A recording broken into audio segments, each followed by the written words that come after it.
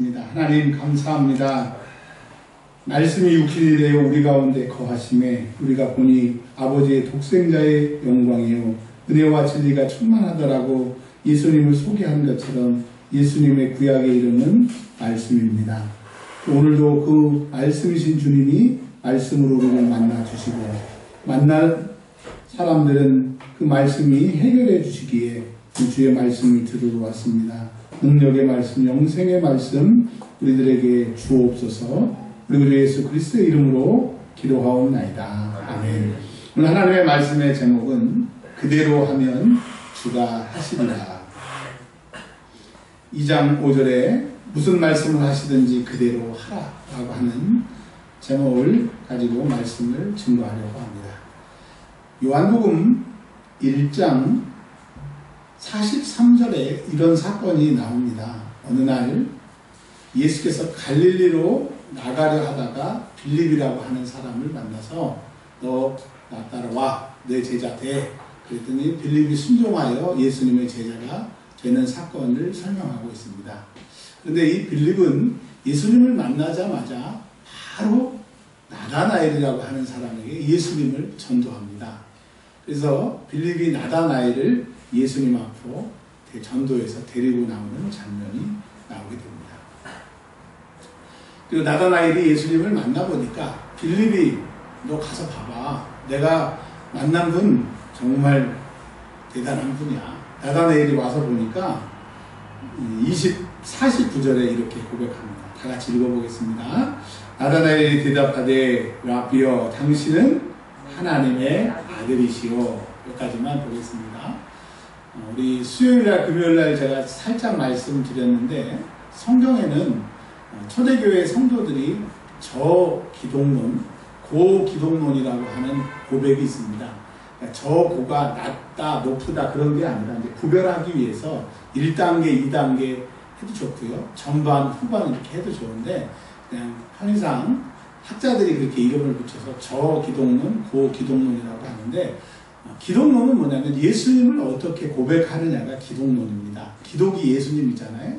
그러니까 저 기독론은 하나님의 아들로 고백하면 저 기독론. 고기독론은 요한복음에 있는 것처럼 예수님이 하나님의 아들이시고 하나님이시다. 근데 마태마가 누가복음에는 이런 얘기들이 많이 나오지 않아요. 근데 요한복음에는 많이 나오는데 예수님이 하나님의 아들이시지만 하나님이시다라고 하는 것이 고기독론입니다. 자, 그런데 나다나엘이 이렇게 고백합니다. 당신은 하나님의 아들이십니다. 그러면 저기독론이에요? 고기독론이에요?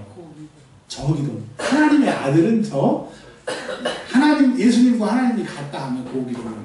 그러니까 이 나다나엘이 예수님을 만나서 뭐라고 하냐면 당신은 하나님의 아들이라고 고백을 하는 거예요. 근데 안타깝게도 2장에 보면 이미 이제 예수님의 제자들이 이렇게 쭉 부름을 받고 있어요. 뭐 베드로, 안드레, 요한, 야고보, 또 오늘은 빌립이 전도를 받아서 이 12명의 숫자가 채워지고 있는데 이 12명의 제자들이 마태복음에 보면 베드로가 물고기 잡는 그 기적을 보고 예수님을 쫓은 사건들 하여튼 나름대로 예수님의 기적을 봤는데 아직 잘 예수님에 대해서 잘 몰라요. 그러니까 예수님이 이제 나다나엘을 통해서 내가 누군지를 설명하고 있는 겁니다. 여러분 나다나엘이 뭐라고 고백해요? 당신은 하나님의 아들이시라고 하는 거예요. 근데 안타깝게도 예수님의 제자들 아직 12명이 다 안 됐지만 예수님의 제자들은 이 고백을 아직 못해요. 좀 특별한 사람, 대단한 사람, 엘리야와 같이 능력 있는 사람인 정도로 알지 예수님을 잘 모를 때 요한복음 2장 1절에 이제 요한복음 2장 1절을 통해서 예수님이 누구신 것을 이제 알게 되는 사건들이 나오게 됩니다. 2장 1절 사흘째.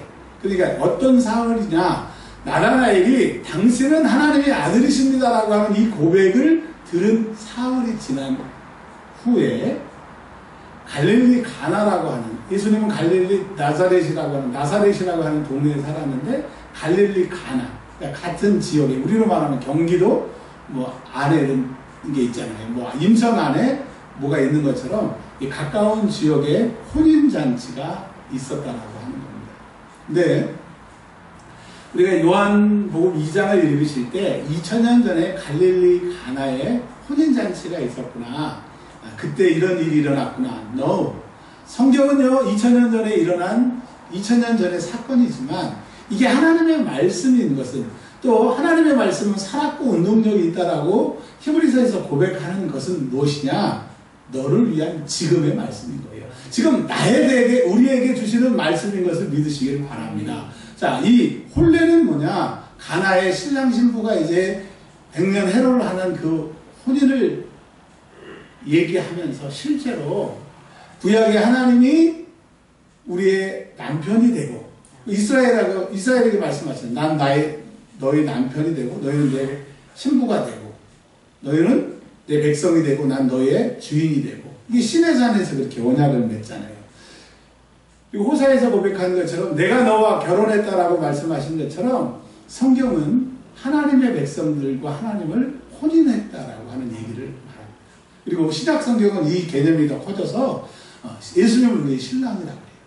우리가 예수님의 신부라고 그러잖아요. 또 마태복음 25장에 보면 그 열처녀의 비유 뭐 이렇게 나오지 않습니까? 그런 것처럼 뭘 말씀하느냐? 이 혼례는 신랑 대신 예수님이 이 땅에 오셨다라고 해요. 근데 왜 예수님이 이 땅에 신랑 예수님으로 오셨는가를 이제 설명하고 있어요. 한번 보세요. 근데 혼례가 있는 그 자리에 예수님과 예수님의 제자들이 2장 2절에 보면 예수와 그의 제자들도 혼례의 청함을 받았더라. 예수님과 예수님의 제자들이 가나 혼인잔치에 이제 있습니다. 그런데 2장 1절에 예수의 어머니도 거기 계시고, 여러분 읽으실 때 별로 이상한 거 못 느끼시잖아요. 그런데 마태, 마가, 누가복음 읽으셨던 걸 기억해 보세요. 예수님이 이제 제자들과 다니실 때 사람들이 그렇게 얘기합니다. 너 밖에 누가 왔다. 그래서 누가 왔나 했더니 예수의 친척들이 예수가 미쳤다고 데리러 왔다라고 하는 장면이 성경에 나오죠. 그리고 몇 절 후에 밖에 당신의 어머니와 형제들이 당신을 부릅니다. 그랬더니 예수님이 잠깐만 나 어머니하고 형제들 만나고 올게. 그러지 않고 뭐라 그래요? 누가 내 어머니며 내 형제냐? 나와 함께 하는 자. 하나님의 말씀을 듣는 사람이 내 형제라고, 내 어머니라고 딱 예수님이 정의를 하시는 거예요. 그래서 마테마가 누가복음 쭉 읽어보시면 예수님과 예수님의 어머니가 같이 다니거나 이러지 않았단 말이에요. 그런데 독특하게 요한복음 2장에는 마리아가 예수님의 어머니가 등장하는 거예요. 왜 등장하느냐? 지금 12명이 다 안 찬 제자들은 나다나엘이 당신은 하나님의 아들이십니다라고 고백을 나다나엘은 했지만 아직 하나님의 아들이신 걸 잘 몰라.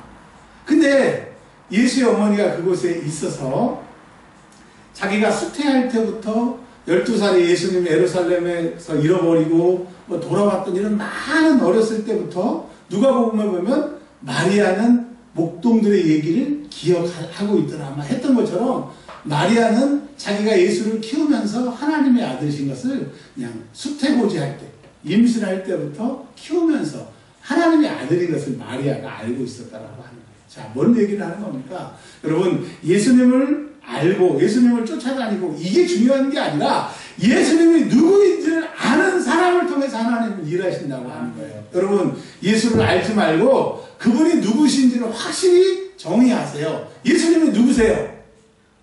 대답해봐요. 여러분, 예수님은 누구세요? 나의 분이지요. 아이고, 힌트가 있잖아. 나다나엘 그랬잖아요. 자, 예수님이 여러분의 누구세요? 하나님의 아들. 아멘. 아멘. 하나님의 아들이시죠. 그 하나님의 아들이라는 말은 이제 도마의 고백도 나오고 베드로의 고백도 나오고 다 이렇게 그 말을 통해서 그분이 하나님이시라는 거예요. 여러분이 믿는 예수님은 하나님의 아들이시고 하나님이시라는 거예요. 그러니까 여러분 문제를 보지 말고 하나님이 신랑 되신 예수님이 나 위에 이 땅에 오신 것을 기억하라고. 복음이 뭐야? 구원의 기쁜 소식이잖아요. 왜 기쁜 소식이에요? 예수가 왔다 이거예요. 지금 2000년 전에 오셨다 이거예요. 실제 지금 내 삶 가운데 라이브 지금 활동하고 계신다 이거예요. 여러분의 현장에 삶이 무너져서도 걱정하지 마세요. 주님이 이곳에 여러분의 신랑으로 와 계신다. 아멘. 자, 근데 예수님의 제자들과 예수님의 어머니가 거기 있었어요. 다 예수님을 나름 안다고 예수님의 제자라고 이렇게 했지만 실질적으로 예수님을 가장 잘 아는 사람은 3일 전에 만났던 하루 이틀 사흘 3일 전에 만났던 나다나엘이 그 자리에 있었으면 괜찮을 텐데 나다나엘이 거기에 없었어요. 거기에 없었을 때 나다나엘이 고백한 것처럼 마리아는 예수님이 어떤 분이라는 것을 알고 있었단 말입니다. 자, 근데 2장 3절에 뭐가 떨어졌대요? 2000년 전에 가나 혼인잔치에 손님이 너무 많이 와가지고 준비했던 포도주가 떨어졌구나. 그 얘기가 아니래요. 2000년 전에 진짜 가나 혼인잔치에 포도주가 손님이 너무 많이 와서 너무 많이 마셔서 포도주가 떨어진 그 사실이 중요한 것이 아니고 이 포도주는요 예수님 오시기 전에 모세를 통하여 줬던 그 율법을 지킴으로 하나님 앞에 구원받을 수 있다라고 하는 그것을 이스라엘 백성들이 계속 붙들고 있었어요. 근데 그것이 처음에는 맞았는데 나중에는 그 율법에 치여서 율법 때문에 하나님을 잘 못 섬기고 예수님 오실 시대에는 하나님 앞에 드려야 되는데 부모님한테 드려야 되는데 아까우니까 고르방 하나님 앞에 이거 드릴 거예요. 사실 드리지도 않으면서 이렇게 율법을 악용하는 하나님을 아나 율법을 아나 율법대로 살지 않는 구원받을 수 없는 상황에 포도주가 떨어진 그런 상황에 누가 오셨다? 예수가 오셨다. 할렐루야. 근데 여러분 노력하고 애쓰고 힘쓰고 내가 잘 믿어보려고 하고 어떻게 해보려고 내 인생 이렇게 해봤는데 포도주가 떨어진 우리의 모습을 우리의 교회를 지금 보여주고 계십니다.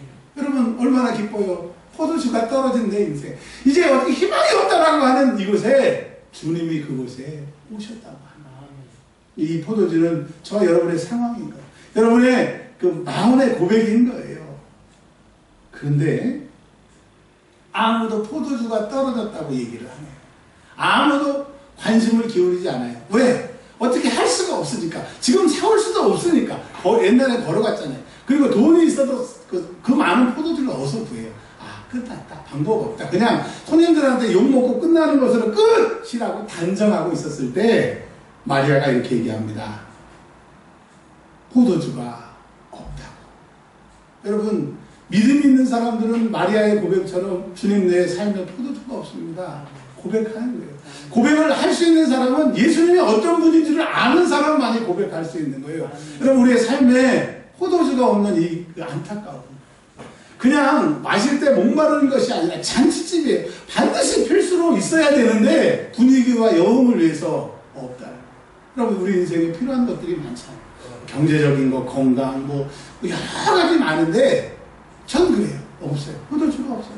근데 방법이 없어요. 근데 마리아는 예수님의 어머니는 주님에게 얘기하는 거예요. 주님, 내 삶의 현장에 포도주가 없어요. 근데 그 고백은요, 예수님이 누군 줄 아시는 사람만이 할 수 있다라고 성경은 얘기하고 있습니다.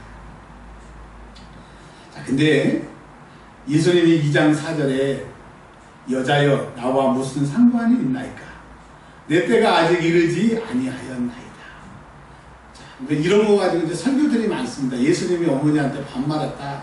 또 예수님이 포도주 만들어 줄 거면서 또 왜 나와 무슨 상관이 있냐 이렇게 이 문자에 얽매여서 이제까지 해석을 하다 보니까 2000년 전에 예수님의 그 심정 모르고 2000년 후에 우리에게 최종적으로 보여줬던 이 성경책에 매여 있다 보니까 2000년 동안의 그 날에 그 뜨거움의 현장에 그 진실이 사라져버리고 이 글만 남았더라. 그래서 행간을 알아야 된다. 근데 행간을 이 글자 말고 이 하얀 여백 그 2000년 동안의 행간을 어떻게 알 수 있느냐? 창세기부터 요한계시록까지 계속 읽으면 주님의 마음이 거기에 다 담겨 있어서 다른 곳을 읽지만 마태복음이 그런 거구나. 이 성경 안에는 다 그렇게 담아 있어요. 여러분 2000년 전의 행간, 2000년 전에 사건이 일어났던 그때의 그대로를 내가 지금 알려고 하면 성경을 많이 읽을 수밖에 없어요. 할렐루야. 아멘을 안 하시네. 충분해요. 네. 그랬더니 예수님이 내 때가 이르지 아니했다고 얘기를 하십니다. 이거는 진짜 빨간 줄 막 치셔야 돼요. 2장 4절에 내 때가 이르지 아니했다. 근데 요한복음에 성경을 읽을 때 이 때라고 하는 것을 모르면 해석이 잘 안 됩니다. 자, 제가 읽어드릴게요. 표시하실 분들은 표시해 보세요. 요한복음 7장 30절에 그들이 예수를 잡고자 하니 손을 대는 자가 없으니 이는 그의 때가 아직 이르지 아니하였습니다. 지금 요한복음 2장에 예수님이 2장 4절에 여자여 나와 무슨 상관이 있어? 아직 내 때가 안 됐어. 이렇게 예수님이 말씀하셨는데 또 7장 30절에 이는 그의 때가 아직 이르지 아니했대. 도대체 무슨 때인지요? 8장 20절에 또 이런 말씀이 있습니다. 말씀은 성전에서 가르치실 때 헌금 앞에서 하셨으나 잡는 사람이 없으니 이는 그의 때가 아직 이르지 아니하였습니다. 때가 안 이뤘다는 거예요. 7장 30절에 그의 때가 안 이뤘다고 그러고 8장 20절에 그의 때가 안 이뤘다고 그러는데 도대체 그의 때에 대해서 아직 설명이 안 나와요. 조금만 더 볼게요. 요한복음 12장 23절에 예수께서 대답하여 이르시되 인자가 영광을 얻을 때가 왔도다. 때인데 여기 이제 영광이 얻을 때라고 이렇게 설명이 조금 되어 있는데 아직도 잘 모르겠어요. 네, 12장 27절에 지금은 내 마음이 괴로우니 무슨 말을 하리요 아버지여 나를 구원하여 이 때를 면하여 주옵소서. 예수님께서 겟세마네 동산에서 기도하실 때 이 때를 면하게 해달라고 하는 그 기도. 그러면 그 때가 뭔지 이제 눈치가 채지시겠죠. 그러나 내가 이를 위하여 이 때에 왔노라. 예수님 이 땅에 왜 오셨어요? 십자가에 죽으셔야 돼요. 아, 때라고 하는 것은 예수님이 십자가에 죽으시는 그때를 말하는구나. 13장 1절에 6월절 전에 13장 1절 6월절 전에 예수께서 자기가 세상을 떠나 아버지께로 돌아가실 때가 이른 줄. 그러니까 이 세상을 떠나 아버지에게 돌아가시는 그때가 십자가에 죽으시는 때라고 하는 거예요. 이제 아셨죠? 그러니까 예수님의 때가 뭐예요? 십자가에 죽으시는 그런 거예요. 그러면 이제 요한복음 2장 4절에 내 때가 아직 안 이루었다. 그러니까 예수님이 마리아를 면박 주는 얘기가 아니고 예수님은 내가 이 땅에 왜 왔느냐?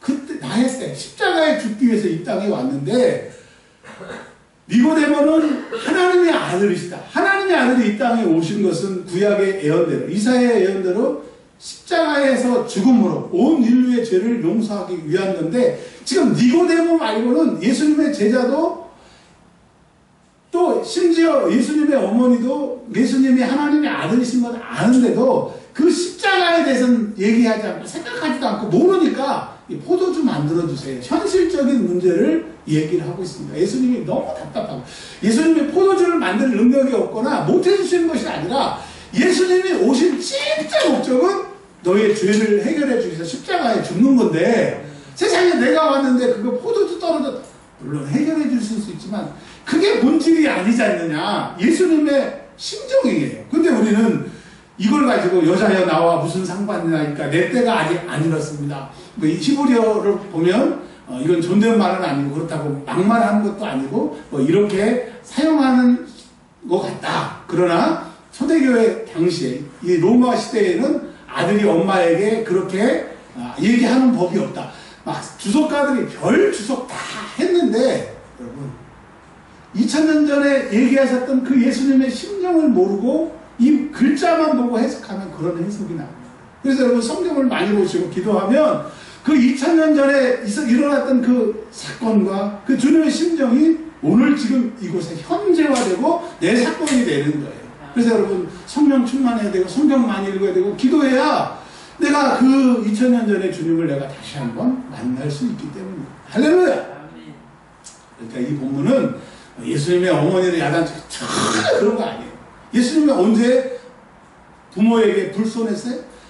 누가복음에 보면 12살 때 성전에서 예수님 잃어버리고 다시 찾으러 왔을 때 뭐라고 그러잖아요. 너 왜 여기 있느냐 그랬더니 내가 여기 있어야 될 것을 모르십니까? 그래서 그 다음 절에 뭐라고 그래요?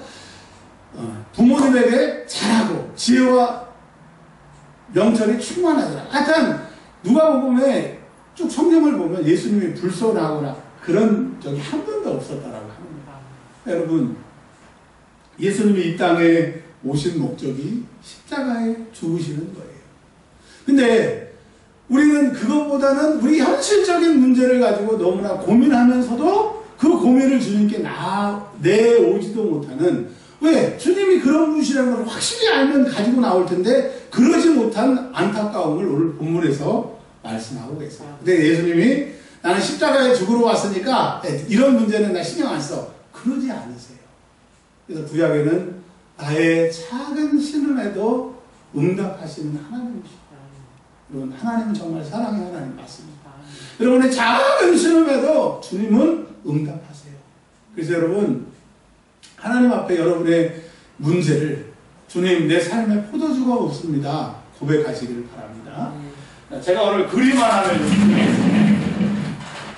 오늘 교회에 와서 기도하는 중에 그림은 아니지만 그런 생각을 주셔서, 이게 이 세상입니다. 근데 어느 순간부터 점점 나를 이렇게 옥죄고 있는 거예요.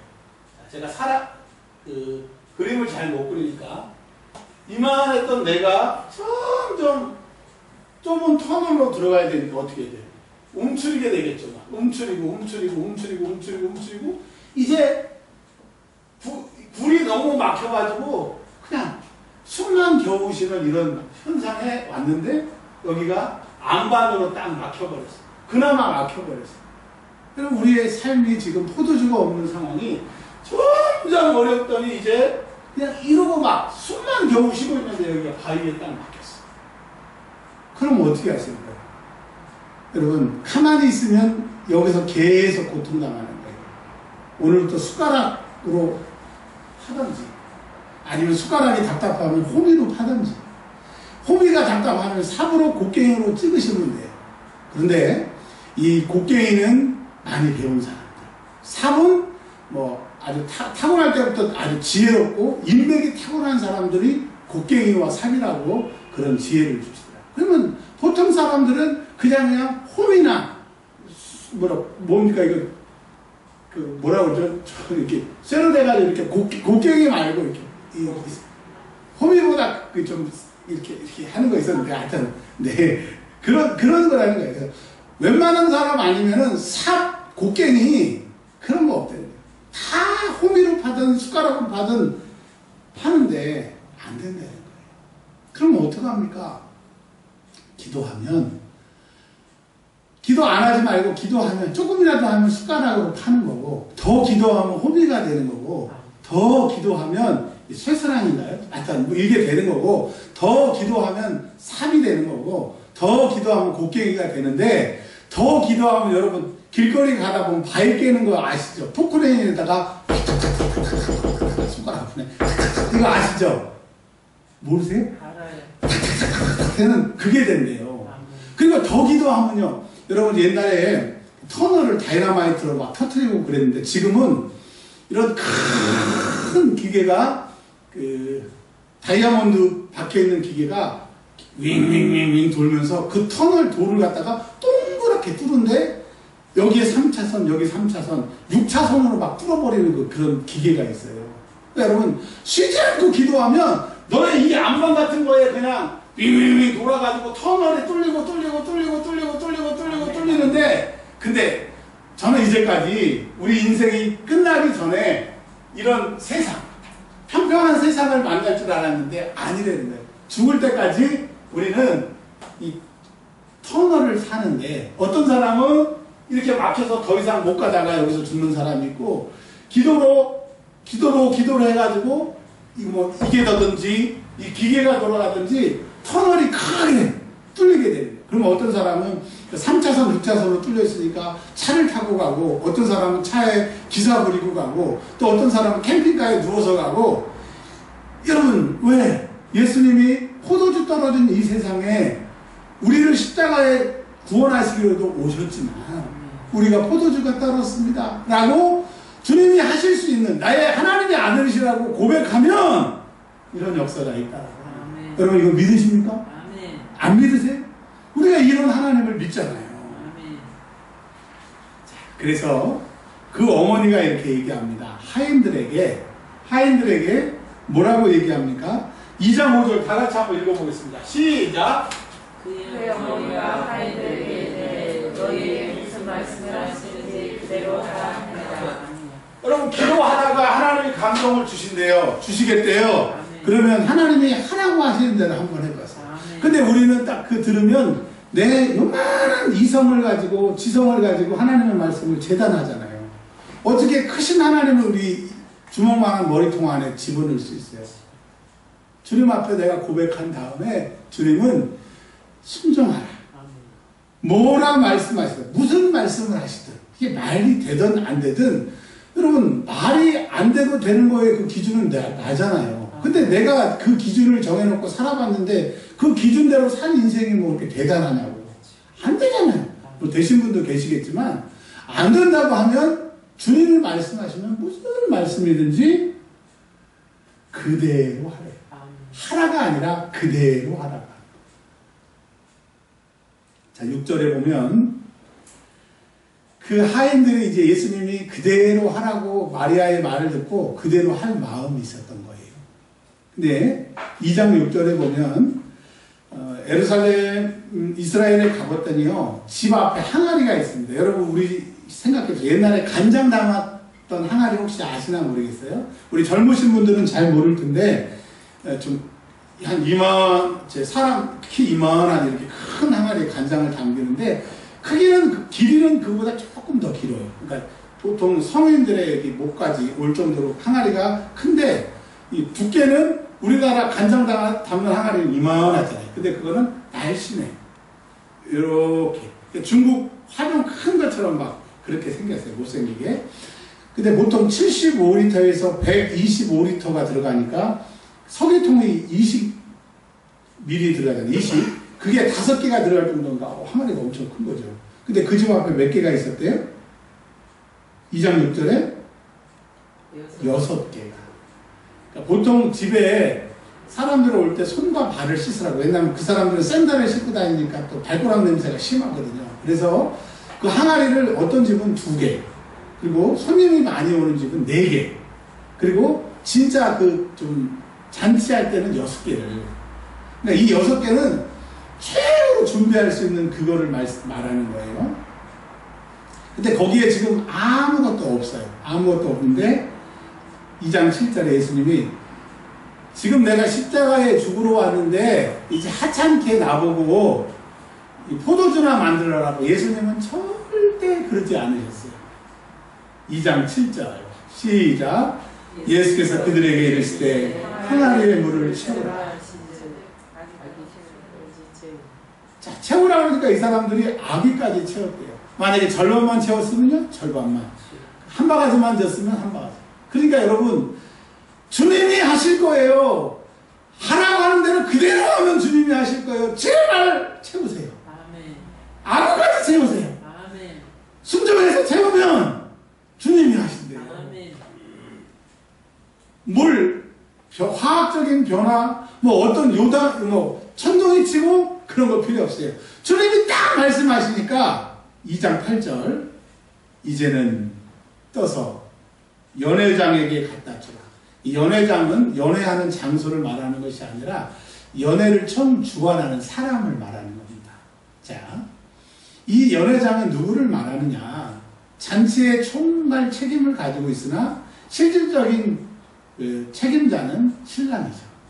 이 신랑에게 위탁을 맡아서 잔치를 주관하고 있는 연회장이 포도주가 떨어진 것도 모르고, 그리고 9절에 예수님이 포도주 만든 거를 하인들이 갖다 주니까 그 포도주가 어디서 난지도 모르고, 그래가지고 너무 포도주가 맛있으니까 신랑한테 아니 이 포도주 지금 어디다 놨다가 갖고 왔어요.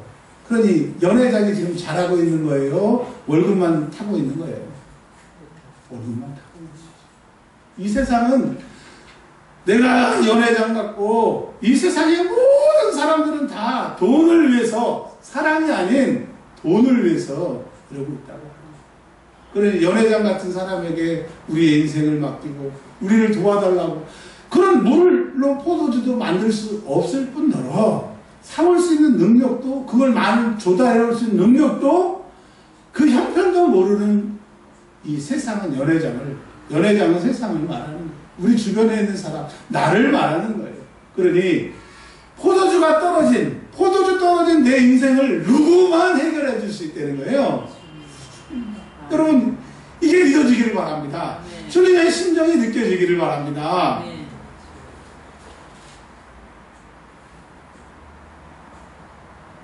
10절에, 2장 10절에 말하되 사람마다 먼저 좋은 포도주를 내고 취한 후에 낮은 것을 내고. 이 세상은 그렇다는 거예요.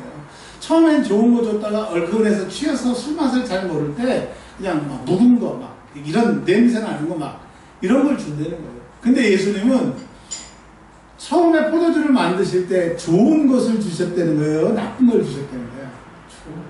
우리 주님은 나를 사랑하셔서 십자가에 죽으셨기 때문에 최고로 좋은 거, 최고의 사랑을 여러분에게 주시고 우리에게 주시고 나에게 주신다고 하는 거예요. 그래서 우리가 늘 고백하잖아요. 주님밖에 없다. 주님뿐이다. 내 인생 여기까지 온 것은 하나님이 하셨다. 나의 남은 길도 하나님이 하실 줄. 할렐루야. 오늘 이 가나의 혼인잔치를 통하여 주님이 말씀하시는 거예요. 나는 하나님의 아들이다.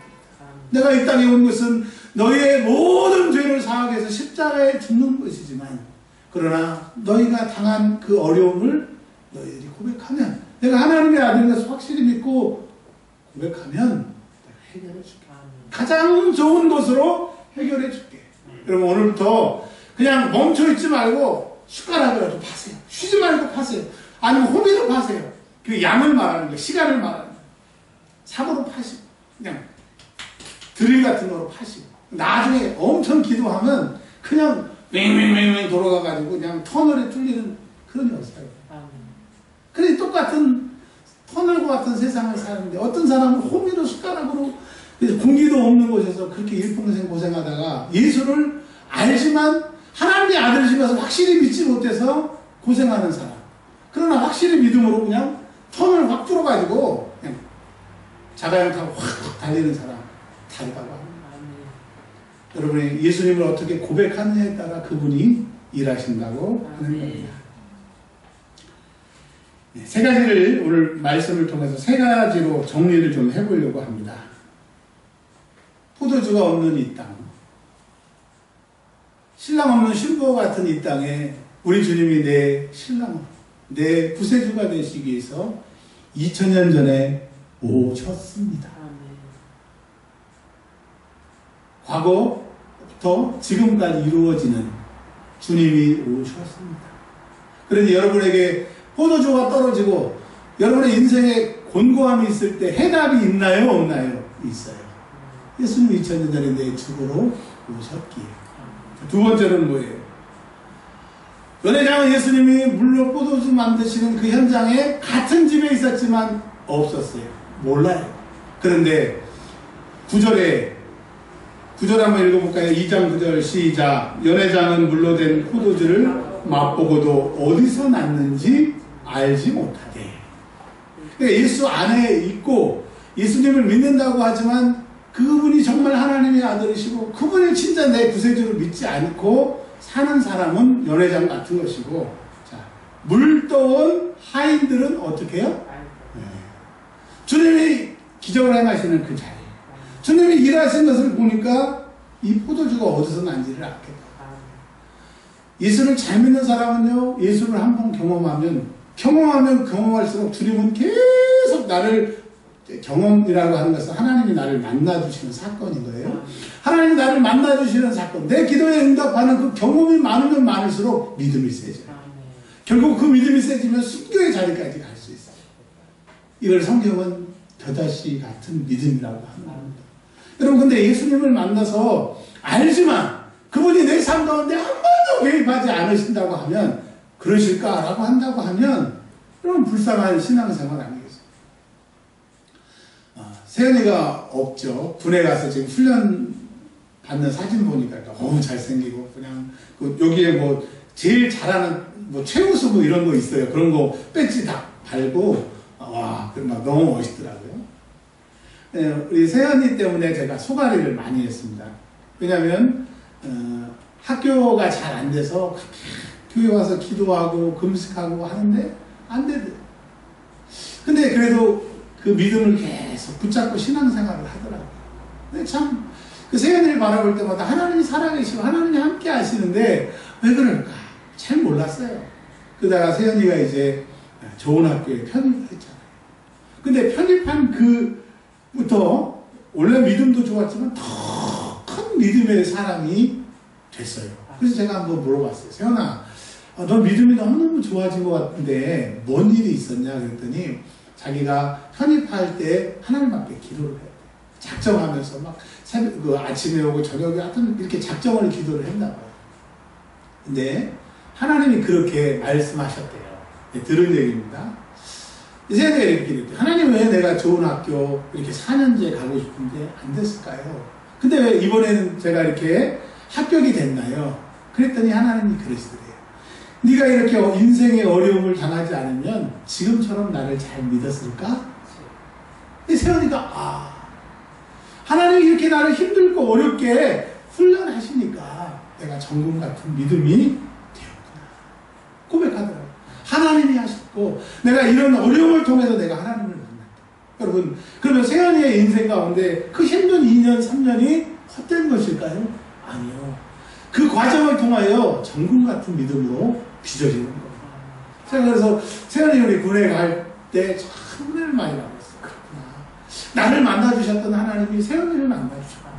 여러분, 이런 경험이 있는 사람들은 절대 하나님을 떠나지 않아요. 어려울 때마다 하나님을 붙드는 거예요. 그럼 하나님이 더 약할 때 강한 주심을 만나는 거예요. 우리의 확신, 우리의 자신, 우리의 다른 사람 앞에 허리를 펼 수 있음이 뭐예요? 하나님이 아들을 보내셨는데 그 이 아들은 하나님의 아들이시고 내 구원자시고 나와 지금 함께 하시고 포도주 떨어진 내 인생을 해결해 주시겠다고 하는 것을 만나고 경험하고 그걸 자꾸 만날수록 내가 허리를 펼 수가 있는 겁니다. 그럼 그런 인생이 되시길 바랍니다. 이제 결론으로 말씀을 맺으려고 합니다. 2장 11절 다 같이 한번 읽겠습니다. 시작. 예수께서 이 첫 표적을 갈릴리 가나에 행하여 그의 영광을 나타내시네. 자, 이제 다시 시작. 제자들이 그를 믿으니라. 이 사건을 통해서 이제 예수님의 어머니만 하나님의 아들이신 걸 알았던 것이 제자들도 싹 알게 되는 거예요. 그러니까 여러분, 이건 뭐예요? 원래 예수님이 하나님의 아들이시고 우리의 작은 실매, 포도주 떨어진 그것에 기도할 때 그것을 통하여서 모든 보는 사람들의 믿음이 커지게 되는 거예요. 하나님이 왜 좋은 줄 아세요? 나도 좋고 남도 좋고 하나님 영광 받으시게 하는 것이 하나님의 역사라고 하는 겁니다. 오늘 제목이 그대로 하면 주가 하시리라. 여러분, 포도주 떨어지는 것을 주님이 고백하세요. 이번 주간에 고백하세요. 그러면 주님이 그분은 분명히 살아계신 하나님이십니다. 살아계신 하나님이 여러분에게 말씀하실 거예요. 그러면 이렇게 고백하십시오. 주여, 그대로 하겠습니다. 한번 따라서 할까요? 주여, 그대로 하겠습니다. 그렇게, 네, 시작. 주여, 그대로 하겠습니다. 하면, 이제 또다 주면, 이제 모든 사람이 놀라게 되는, 그래서 예수님이 하나님의 아들이시고, 나의 구원자고, 내 포도주 없는 인생의 해결자이심을 보고, 내 주변의 많은 사람들이 예수를 구세주로 고백하는 간증하는 인생이 되실 줄 믿습니다. 여러분, 한 주간 동안 그런 역사가 여러분에게 일어날 줄 믿습니다. 2분만 소리내어 기도하겠습니다. 여러분, 기도하십시오. 호미로 파든지 사고로 파든지 숟가락으로 파든지 열심히 기도합니다. 하나님 아버지 감사